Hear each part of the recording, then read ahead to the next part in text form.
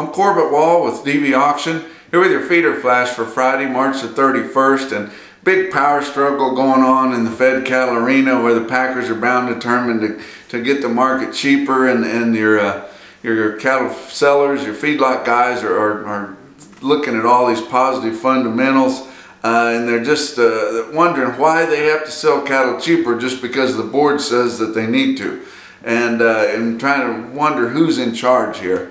They've still possessions 9/10, and I would say the market's not lower until they sell the cattle lower, and they don't have to sell them. So don't sell them if you don't have to, and if the guys could just kind of get together on that, they could hold this market together. You look at the board on Thursday, fats and feeders both down pretty hard. Your April fats down to 135, closing the day on Thursday at 120, where your most recent market in the Southern Plains that was established was 130.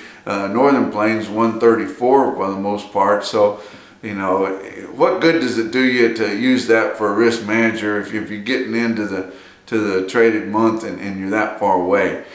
Feeders on Thursday were down $1.50 to $2 after gaining quite a bit on Wednesday there, but like we said, the fat cattle trade through Thursday, about 13,000 head, including about 2,000 from the Fed Cattle Exchange.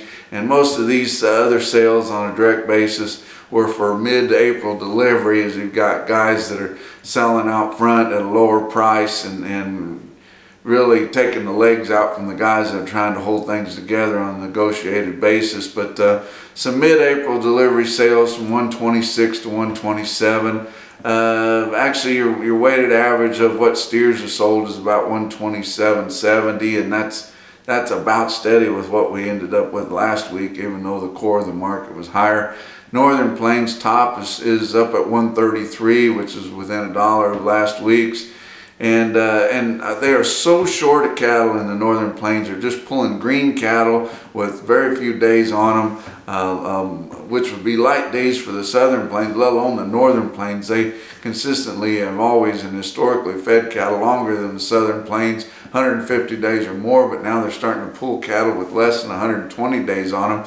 Our choice and better grading is going to really take a dive here, which is going to put a big spread between your choice and select carcasses there on the boxed beef as we get into our busy grilling months down the road. But the market ready supplies are so tight in the Northern Plains that Kansas is even trading at a premium to Texas, just because of the freight, because they're having to haul a lot of those Kansas cattle north into those Nebraska and up that Midwestern plants, because they just don't have any cattle up there. Well, when the market's ready supply is so tight, why are we talking about the market going to be getting cheaper?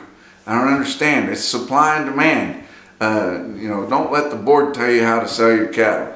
But look at your feeder markets on Thursday. Real-time index was just about steady on Thursday, kind of holding in there around 133.25, where your latest CME index price released on Tuesday was 133.36, so in there really tight and having some decent sales on Thursday. Wednesday it was kind of a downturn there, but like we talked, we were on the bubble there on Wednesday, but Thursday holding things pretty well together. The early call mid-afternoon in Pratt, Kansas, feeder steers steady to $1 lower. Feeder heifers were $1 to $2 lower, but still holding things together really well. Due to the wet, muddy conditions, the calf sales, of course, there's not a good test of calves in the Southern Plains or anywhere in the plains of the Midwest. It's all in the Southeast.